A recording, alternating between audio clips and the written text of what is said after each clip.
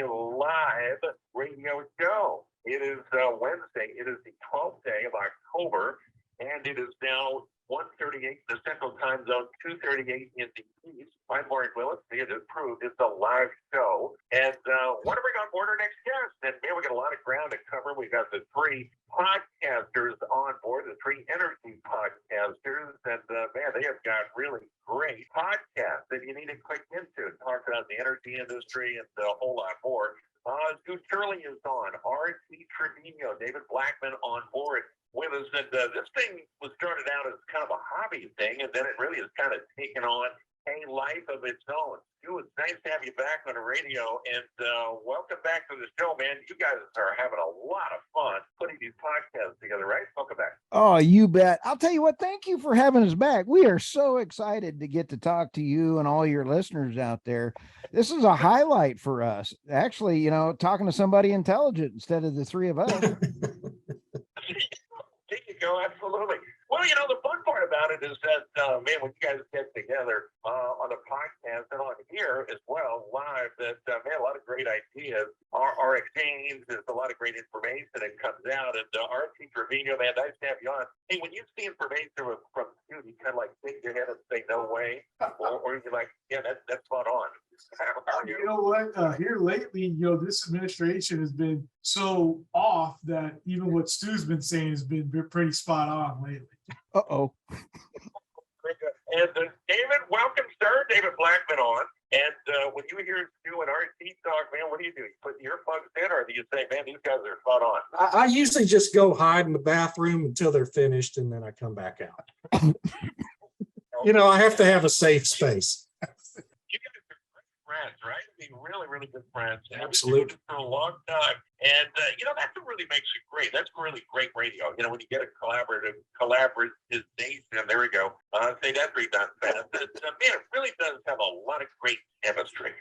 So, Stu, let's talk about that. I know you guys have a lot of respect for each other. Hey, where can folks find the podcast? Let's start off with that. Where can they go? What's the website? Oh, you bet. If they go to 3podcasters.com, they'll find us. And we have R.T. Trevino's. His is the Crude Truth. Pretty darn cool. Then you have David Blackmon's. His is The Energy Question. And then my is the Energy News Beat. But all three of us, all these fun episodes are on the 3podcasters.com. Beautiful. Outstanding. And are you guys on social media as well with the podcasting? I know you're with your companies, but you're on social media with all the podcasting stuff? Oh, you bet. And you can find David Blackmon if you go to Twitter, and I believe it's at Energy Absurdity of the Day, right, David? Energy Absurdity. Yes, that's my whole name these days. And then very good. And Archie, where can folks find you as well on social media? Yes, I'm as well on social media. All three of us are obviously on LinkedIn, but I'm also on Twitter and at truth_crew. And that is my Twitter handle, is truth_crew. And it's pretty simple. It's not much there yet, but I've got my own Twitter. So okay, outstanding. And Stu, I think I might have just inadvertently moved on, but what is your website? I want to get that out there as well. And so EnergyNewsBeat.com. Okay. EnergyNewsBeat.com. EnergyNewsBeat.com. And gentlemen, again, thank you very, very much for talking about a program. Always fun to get you guys on. I know you're best of friends, and man, that's where really great ideas and collaboration come together. And thanks for sharing this all across North America. Hey, let me ask you this too, and I'll just go down the line here with the panel. That the prices at the pumps have jumped dramatically. I mean, we're talking about some big time jumps here with these numbers. And I'm going to pull up some of the data from the Energy Information Administration that some of these numbers are showing like a 30-cent jump just recently, like with regular diesels going back up as well. What is driving that in your estimation? 100% energy policies from the Biden administration. When President Biden several years ago offended the Saudi Arabia prince, he went over there just recently and begged for oil, but he went up and insulted the prince again by trying to do the fist bump that will live in infamy, I believe is what Winston Churchill called it. It is the dumbest thing I've ever seen in my life. And then he goes into the king and shakes his hand. Now, the current event that happened was he said there will be consequences because the king, the Saudi and OPEC Plus just gave the United States a double barrel. And we all know what a double barrel is, and it's because of Biden. And so, in other words, RT, is this a retaliation? In other words, from OPEC Plus towards the Biden administration? Do you agree with that? Oh, absolutely. And cutting back production. It is a retaliation. Saudi Arabia knows right now that we have an administration that is anti-oil here in America, and that they see this as a great opportunity to continue to earn as much money as they can, while we, as an operator, Pecos Country Operating, has two hands tied behind our backs to try to drill as much oil as we can here in America right now. So absolutely, this is a retaliation. So, David, do you see that as well? How do you agree with that? Do you agree with that or no? Yeah, absolutely. I mean, I think that really sums it up well. And the Biden administration put a full court press on the Saudis and other OPEC countries prior to last week's announcement that they were cutting 2 million barrels a day from the market. Told them that the United States would consider it to be a hostile act, and OPEC Plus did it anyway. And so that just tells you that, unfortunately, the United States has no influence now with any member of OPEC. Well, let me ask you this as a follow-up, Stu, as I've got to go to break here in just a minute. Many have said that OPEC is simply just a toothless tiger because, lost their clout over the course of the years, not as important as they used to be. Do you agree with that? Is OPEC still a major player when it comes to the energy side? Absolutely. And they are now back in the driver's seat because of President Biden. I had to keep my words clean on your show there. President Biden has given the reins from the great United States oil companies back to OPEC and OPEC Plus.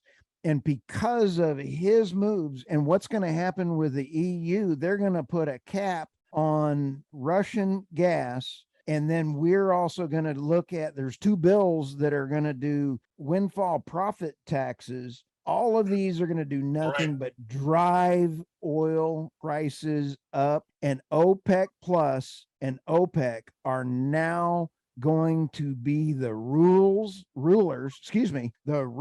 of energy, the czars. Yeah, all right, let's do this. I have to break for some commercials, and let's pick this back up on the other side. Drivers, you're welcome to jump in. You are seeing the results of what is going on the world stage with higher prices for diesel, higher prices for unleaded. Many of you operate pickup trucks in your business. You're feeling it on that end as well. So call us. Want to get the three podcasters' thoughts when we come back out of the break. Telling everybody that's on audio, we are having a blast and talking to Mike over there at Mad Dog Truckers, right? Absolutely. This has been good so far. I just really enjoy our time together, guys, and when we can be on a radio show and call it good. And you guys are sitting where? I'll let RT talk about that. Well, we are called Three Podcasters Walk Into a Bar, and today we're sitting over here at the Capitol Grill in downtown Fort Worth. David and I had a great opportunity to have two great minds come together before the episode and talk about Saudi Arabia and what we have going on over there.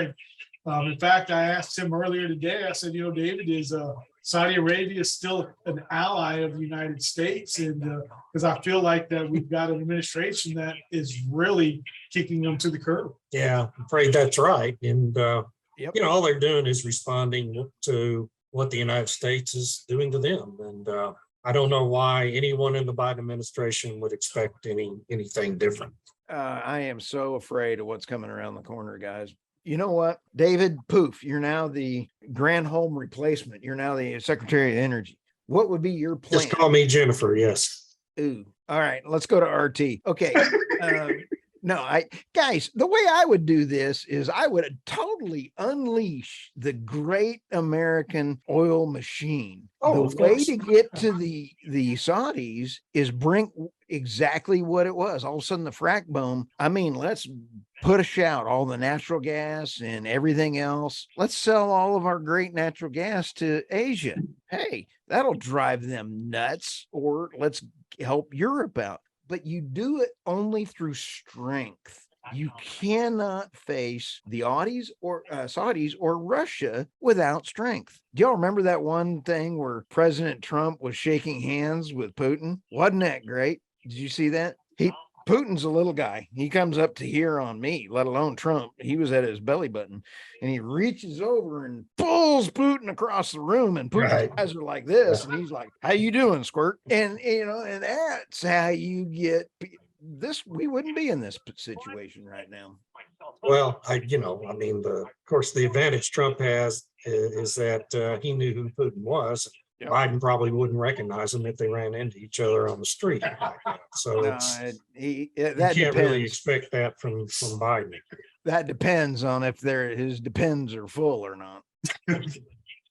Yeah, you two are terrible. I am terrible. I'm awful.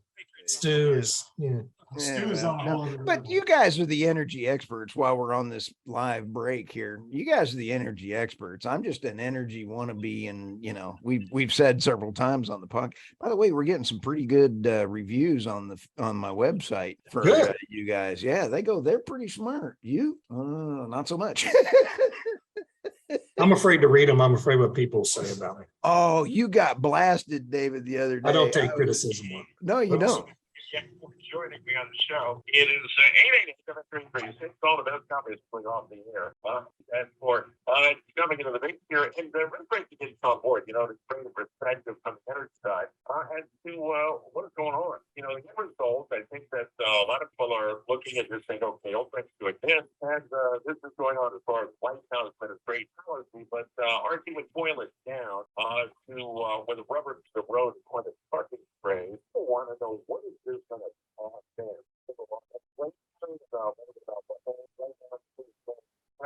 with all of it. How do you see this, as far as it drilling down the Main Street USA? More pressure, more price increase to the top? Absolutely. We're only going to see the price continue to go up here in the Dallas-Fort Worth area. We've already gone up 30 cents since Wednesday of last week. And I don't think there's any stopping of it yet to continue. It's only going to continue to go up. And so as a consumer, which everybody in America is, all 300 plus million, it's going to affect everybody's pocket in some form or fashion. Yeah, and David, this is really going to get right? As inflation goes up, there's going to be layoffs because companies are simply just going to put the brakes on as far as bringing new people on board. We've already seen that with a number of different industries out there. So do you foresee this as energy maybe contributing to more of the economic malaise that we might be seeing over the next quarter? Oh, sure, absolutely. We're replaying the late 1970s right now with energy prices causing or helping to cause inflation with pretty much every other good, because all goods are transported to market these days, fueled by oil, basically, and gasoline and diesel. And so as fuel prices rise, transportation costs go up and food prices and everything else goes up. And unfortunately, I think we're going to see tomorrow that the inflation rate's going to come in about what it was last month, but we're going to see that the core inflation rate, month-to-month core inflation, is actually going to go up. And that means that the underlying momentum for inflation is just increasing over time. It's not decreasing. And that just means what the Fed has been doing is not working. Okay, it's doing sound like full steam ahead down the torpedoes on a quarter movie line. How do you see this? I mean, could we be looking at, with the Fed raising its interest rates at 75 basis point clips going forward, here that Mr. and Mrs. America need to hold on to their wallets? It could be a bumpy ride with the economy. I don't know that holding on to your wallets is appropriate. I think it's going to be where that wallet is sitting, where you're sitting on, because if Biden wanted to fix inflation, there's only one way that the Fed can fix it. Bring interest rates back down to 0.01%, 0%. Encourage businesses to absolutely go reduce the taxes and increase supply. But what they've got to do more importantly than anything else is absolutely drive all energy prices down, because right now, if you have high energy prices, it doesn't matter what the Fed's going to do. You're going to have inflation. It's such a disaster right now. The only fix is to go to zero interest, fix all of the energy stuff. And I guarantee you, David Blackmon would be the best energy secretary out there. He's a heck of a lot better looking. Yeah, and when you look at this, does this also get down to supply and demand, RT, in your estimation? Are we driving more, consuming more oil-based products, and that's driving the price up as well? It seems like we've got a voracious appetite for oil. And you guys see these numbers. Is that spot on? I got about 2 minutes here before we got to break it down. Okay.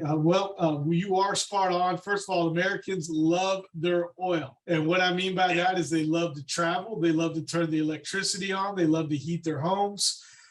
They love to be on the computer. They love to talk on the phones. They love their prescription drugs. They love life. And everything I just mentioned takes some form of an oil/petroleum based product. And absolutely, this is a supply and demand issue. The OPEC slashed 2 million barrels. At some point, he will stop taking that million barrels out of the strategic reserve, which will be 3 million barrels that will go off the market, which will raise the demand and it will lower the supply. This is Economics 101, first chapter, 6th grade stuff. It's really a shame that we have a president that can't understand that. Kind of a page one deal, right? When it comes to economics. All right, got to break one more time. We got to move our electronic freight. Gentlemen, great stuff. Nice to have you guys on board. And the three energy podcasters are on board with me. And we're talking about energy policy. We're talking about stuff going on inside of the Beltway. And Stu Turley, RT Trevino on, David Blackmon on. Call us. You're welcome to jump in. What are you seeing as far as the prices going up for diesel? Have you been noticing that it's jumped like 30 cents in some areas over the last week or so? What are you paying? What are you seeing? What are you experiencing out there? The lines are open, ready to go. We're going to take a momentary jump off the platform, and I'm going to come back in a few minutes. Don't go anyplace. SiriusXM 146. This is a lot of fun. Did you see the one about the cow in New Zealand? They're going to start doing the cow fart or cow burps. They're going to start finding people. Yeah, that was my energy absurdity yesterday. See, you there read my I am, stuff and you don't even know you're reading it. My head explodes every day, let alone, if I burp, I get whiplash. What the heck is going to go on? How are we going to find cows from not burping? What are they thinking? They're feeding them probiotics, man. Antibiotics and everything else. RT, you and I would be dangerous. We go to lunch, we sound like a couple whales going in there, having there's no way we could, we'd be fine. Of the data that was updated recently. It's just something new. And again, I think it was genius for David Blackmon to come up with the energy absurdity of the day. It's on LinkedIn and on Twitter, because some of the things that that individuals come up with on reasons why we have climate crisis is just absurd. I mean, there's really no other word for it. I mean, come on. 2 years ago it was cows passing gas out the other end. Now it's them passing out their mouth. I mean, I don't know what's next. I really, really don't. And if I had any idea probiotics get you from burping, I would have been feeding them to all my buddies in high schools. Not the cattle at the ranch.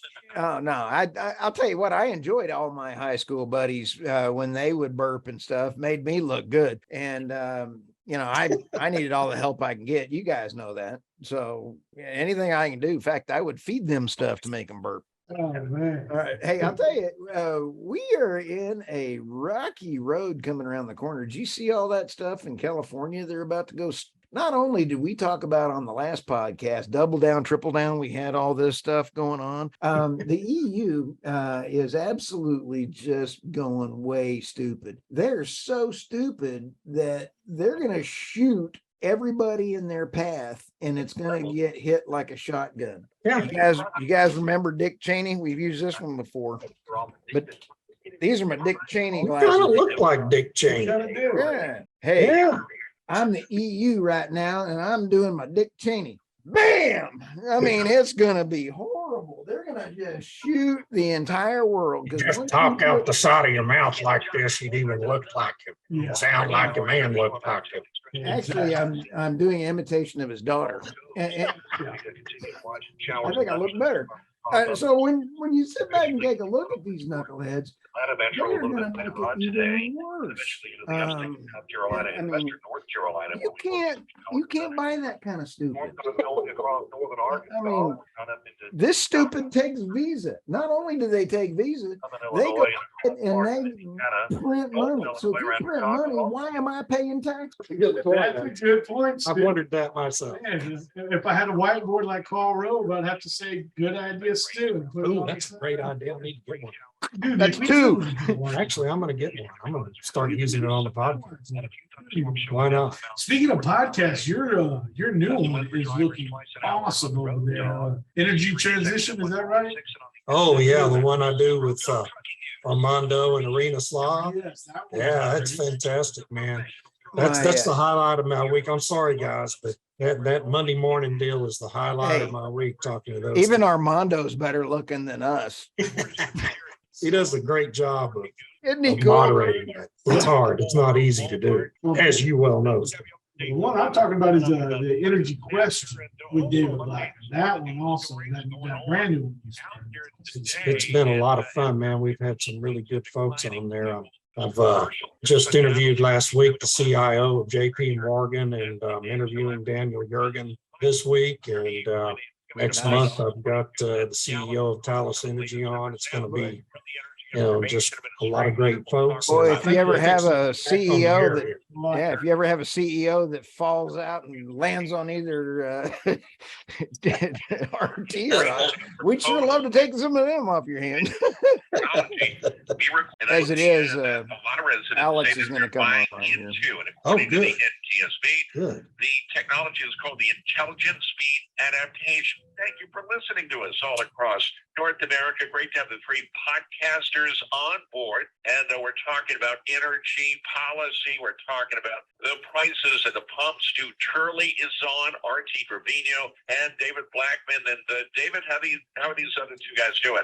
They doing all right? They're doing fine. I'm not doing too good myself, but they're doing great. I'm older than them. Oh, they can find me at Substack. I have my own Substack. It's just blackmon.substack.com, and I post all of my podcasts and links to all that, and everything I write at Forbes and everything I do ends up linked there one way or another. Outstanding. Very good. RT, good sir. Where can folks find you as well? Let's get that out there. Absolutely.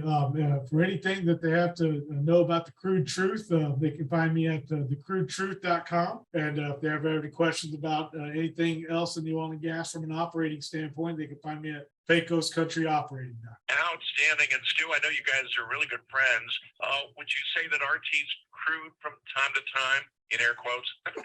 Well, that's a great question, but why would he name his podcast The Crude Truth? His wife named it, not him. There you go. Well, where can folks find you, sir? Where can they find you, Stu? Oh, you bet. They can find me on LinkedIn, or they can also find me on energynewsbeat.com. All right, beautiful gentlemen. Let's go to the phones. First up, I've got Doug on the line with us. Hey, Doug. Welcome. Thanks for waiting. Where are you calling from, good sir? Hello, Doug. Hello, Doug. I'll be Going your once. Doug. Oh, can you hear me? There he is. There you are. Absolutely. Glad you jumped in. Thanks for waiting. Hey, you're on with the podcasters. What do you think? What's your thoughts? Well, I've got questions for them. I would actually.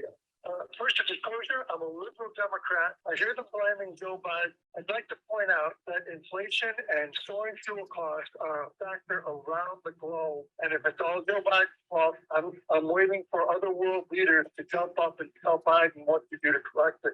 So there's my challenge.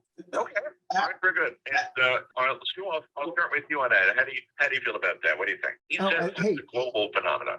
Yes, it is. And great question. And we sure are, we really appreciate you listening to the Road Dog Show here. And it is not only Biden, it is the world printing money to go to renewable energy that has caused the worldwide, and I think it's going to be a depression in many, many countries coming around the world. You cannot print money. Now, President Biden has printed even more money in the last bit than you possibly can imagine. The Inflation Reduction Bill is anything but the Inflation Reduction Bill, and you cannot print it. So he brings up a great point. I believe it was Doug, and absolutely great point. But the rest of the world leaders are doing the same thing. The only difference is they've also given all the keys to the energy pricing to Russia and Saudi Arabia, and they're making money hand over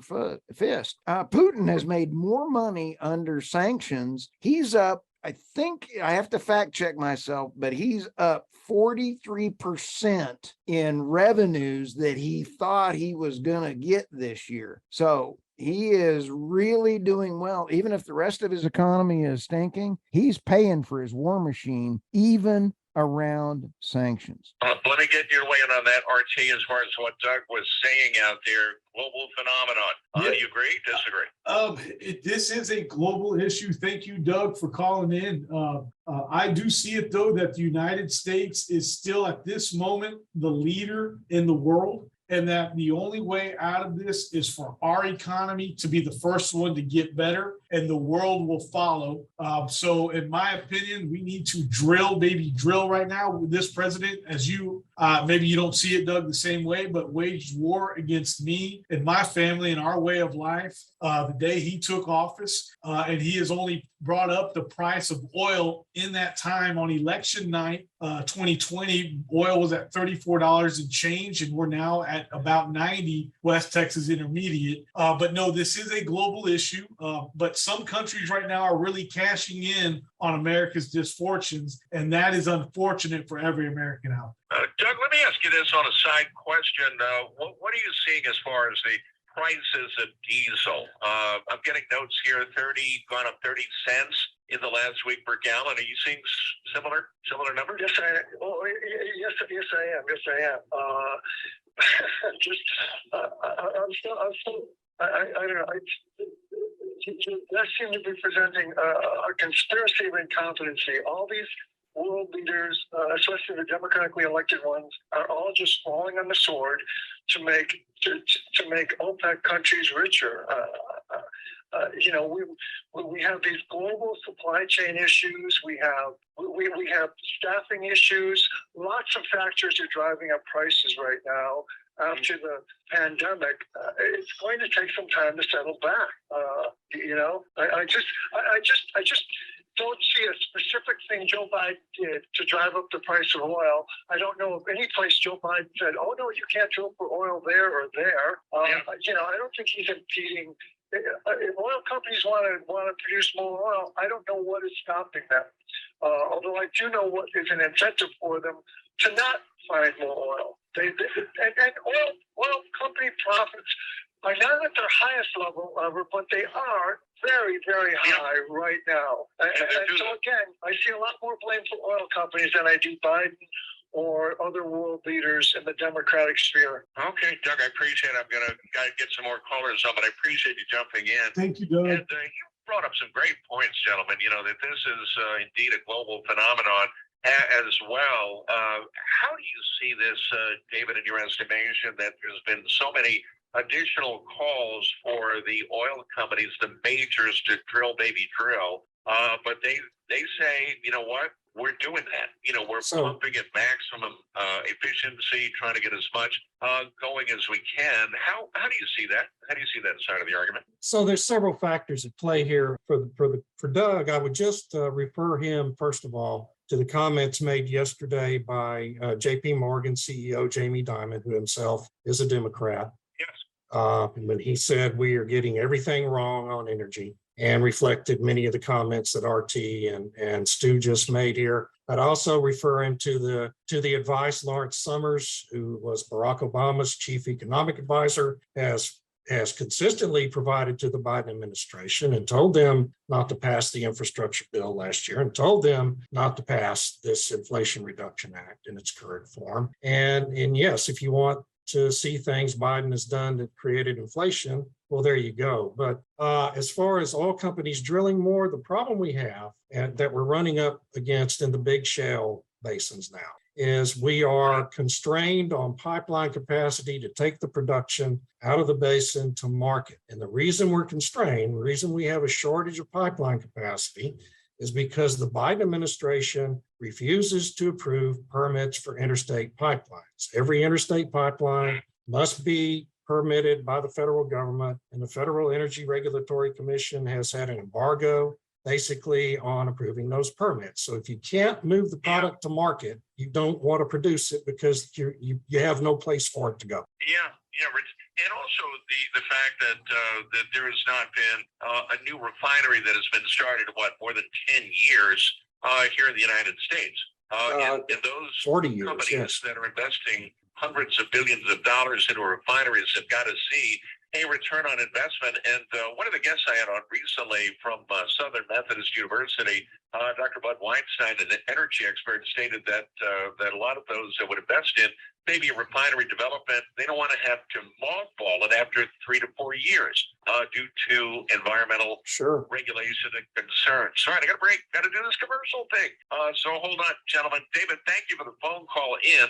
And stay tuned. We got a whole bunch of regulation and concerns. All right, I got to break. Got to do this commercial thing.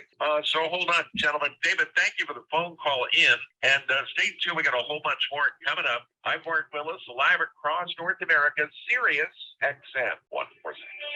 I think the really cool thing was that we were all very nice to Doug because, you know, it's what he believes. And that's the sad part. It's not his fault. It's, you know, I was interviewing Ben Samuels one time. You know who Ben is? He's a name's familiar. He does a a water company in Midland. Cool guy.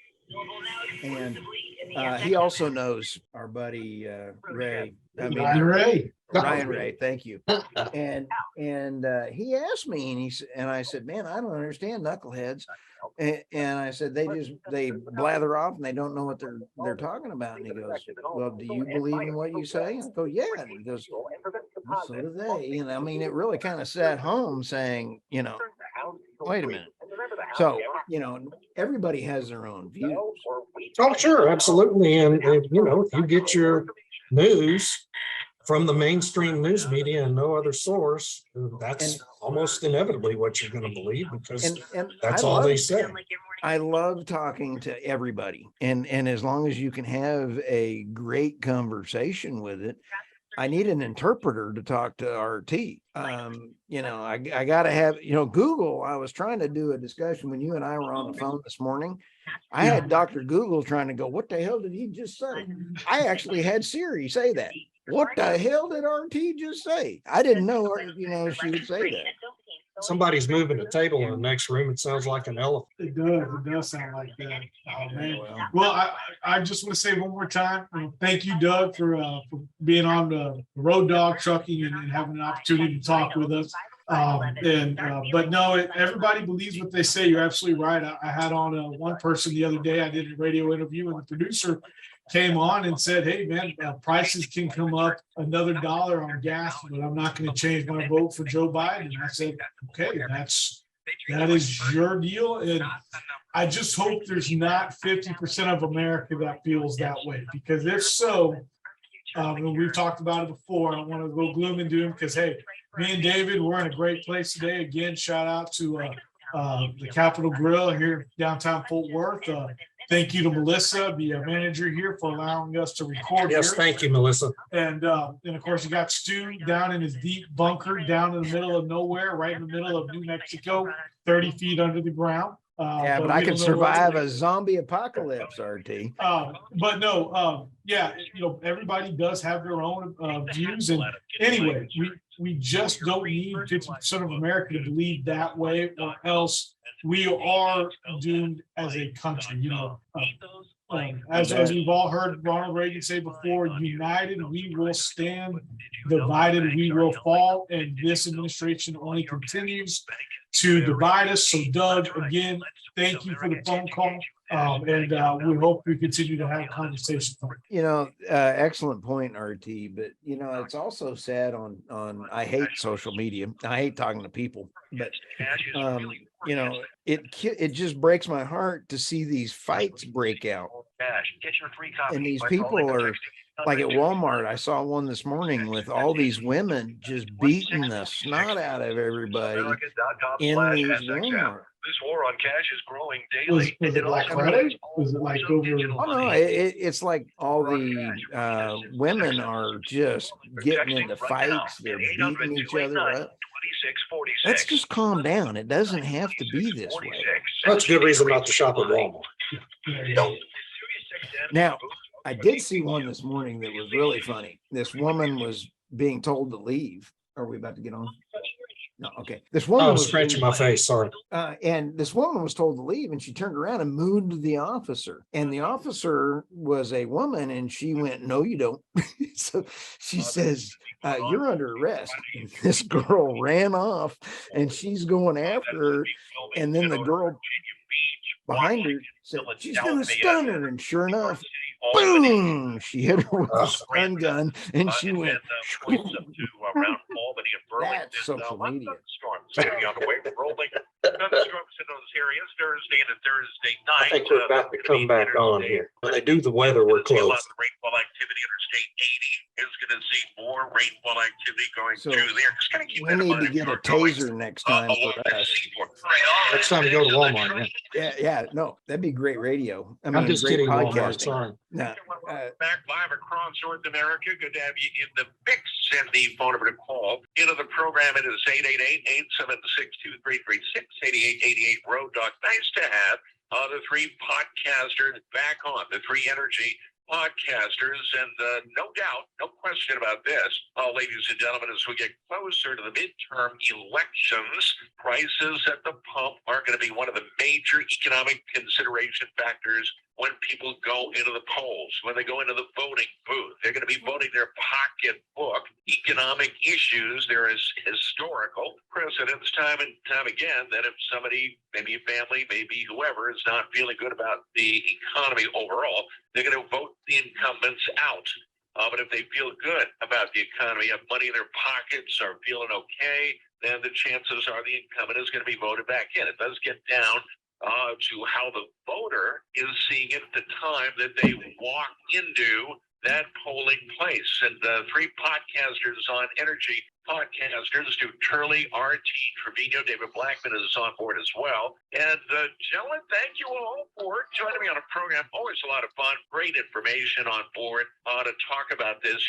We were mentioning the fact that a lot of the energy policy that is originating from inside of the Beltway is causing a lot of people to sit back and sit up and take notice and say, okay, where is this going to be going from here? There seems to be a lot of finger pointing going on, a lot of like, okay, you need to see it this way, or we don't see it your way, that kind of a thing. And I'm pointing to the story where when the recent hurricane had moved through the state of Florida, the president came out and warned the oil companies not to gouge those that are going to be in need, keep the prices under control. And David, many of the major oil companies kind of like said, you know what, we're doing what we can, and we're pumping to maximum efficiency out there. And I want to circle back on that just for a minute out there. How was that received overall in the energy industry, on the energy side? Well, How was that story received? It's tiresome,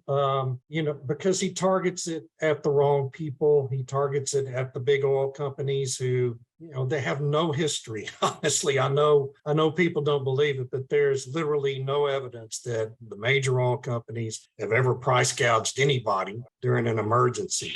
There have been isolated incidents, though. There have been isolated incidents in past hurricanes where local gas station owners have charged exorbitant prices for gasoline because they have a monopoly. And that needs not to happen. That should never happen. And I totally agree with him. And if he would target that rhetoric at the right target, I don't think anyone would have a problem. And David, to follow up on that. Long time. Go ahead. I'm sorry. That's Stu again. Was that Stu? Yeah. Sorry. We're all three of us are raising our hands together. We're almost like we're in grade school again. That's all right. Go ahead.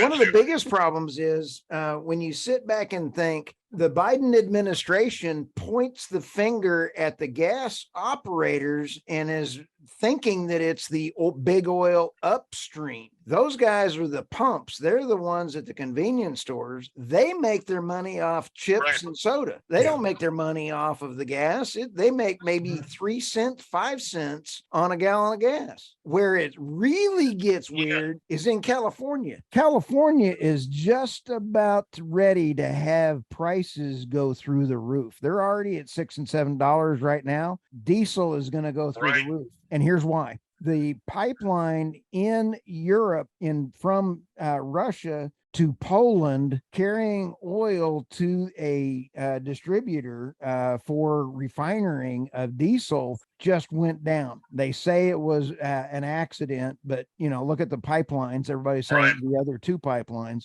Guess where California gets their oil from? Okay. California oil is being imported on world prices. There are Brent. They are paying premiums because of the California government. So the truckers out in California are going to get hammered. Sorry about that, guys. No, I understood.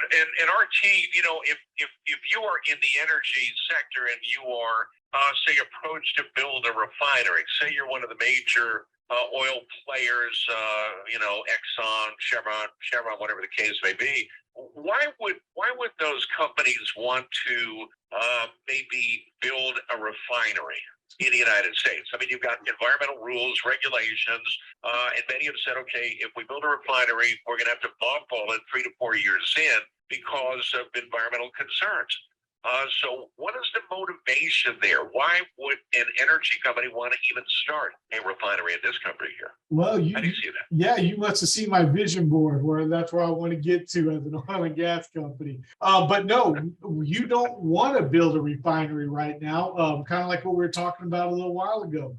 We have an administration that is anti-oil. And so why do investors want to invest in something that will probably not even come to tuition for a long time? And not to mention that when you're actually building a new refinery, you actually need, dare I say, cooperation from the federal, state, and local governments to get it done properly because of all the rules and regulations that it takes to do this. So it's very, very interesting. Yeah, David, it could take years and years, right, to get a refinery built up and running. So many different plans, I would imagine, would have to get approved from the environmental side, local, state, federal. This is not something that could happen overnight. Does it take normally years for a refinery to get built? And the other side of that question would be, are we seeing existing refineries really just drilling more? In other words, trying to produce as much as they can in this day and age. How do you see both those? So just getting the permits in place for a new refinery would take a decade if you could get it done at all. I mean, the reason we haven't built a new refinery in this country since 1978 is because getting the permits is virtually impossible to do. It's the same problem in the nuclear power industry too. And so even if you got the permits, then you have to get the financing in place and then constructing, if you've ever been by a refining operation, the infrastructure is incredibly complex and heavy steel and concrete and takes years to do. So you're looking at a 15-year proposition at a minimum and billions of dollars. And why would any investor be crazy enough to do that when Jennifer Granholm walks around every day saying we're going to shut you down in 10 years? It doesn't make any sense at all. All right, gentlemen, I got to get ready to wrap it up. And thank you for joining us here on the program. And any closing thoughts on this, Stu? Any thoughts? We What are your just thoughts really, on this? we just really appreciate you and everything that you got keeping the communication out there with all the truckers out there. And I want to give a shout out to our hardworking energy folks. You have the linemen that drove all the way down there to Florida in the hurricane. And we're not out of hurricane season yet. And boy, if a hurricane hits the Gulf and all the rigs out there, your price is going to go extremely high because there is no strategic oil reserve to help out. Yeah, I tell you, this is really very interesting times that we're living in these days. And gentlemen, thank you for joining me on a program. And let's get the websites out there again before I let you go. Let's do one more time. Where can where can I go on the web? Hey, thank you very much. EnergyNewsBeat.com. Okay, very good. RT, same thing, good sir. All right. Well, thank you all for having us back on. And you can find me at thecrudetruth.com. Okay, very good. And David, where can folks find you as well? Find me at Forbes.com or Blackmon.substack.com. We will do it again, gentlemen. Thank you very much. I'll extend the invite, get you back on again soon. And really thank you for the great work. Thank you for jumping in and offering some. Whoops, he hung up on me. Right. He was done with us though. That was a lot of fun. Yeah, that was a lot of fun. All right. So around the horn, we're going to end this up. This was a painful hour. I mean, this was a lot of fun. And so for this, do what? It was a great hour. It was a And, great and hour. God bless everybody in Florida, and shout out to the Cajun Navy. Yeah, there you Oh, go. wasn't that great? I love Yep. those guys. Well, RT and everybody for that. We'll kick it off and see you guys on the next episode. All right. Adios. Thank you.